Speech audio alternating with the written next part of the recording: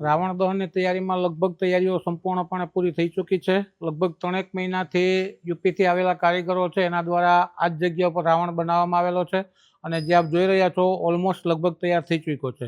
અને આ મોટામાં મોટું પૂતળું છે રાવણનું છે, લગભગ એની 54 ફૂટ હાઈટ છે અને કુંભકર્ણ અને મેઘનાદ આ બંનેના 45 ફૂટના હાઈટના પૂતળાઓ બનાવવામાં આવી રહ્યા છે.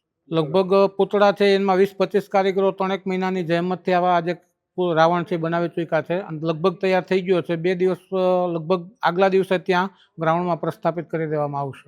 લોક સંદેશ મારી કહેવાનો ખાસ તો લોકો છે ધર્મના પક્ષે જોડાયેલા, ધર્મને માનતા રહીએ અને ખાસ તો આપણી પરંપરાગત જે છે એમાં દશેરા દિવસે વિજયનો દિવસ છે એટલે દરેક વ્યક્તિએ શસ્ત્ર પૂજન છે એમાં હિન્દુના દીકરાએ ફરજિયાત કરવું જોઈએ.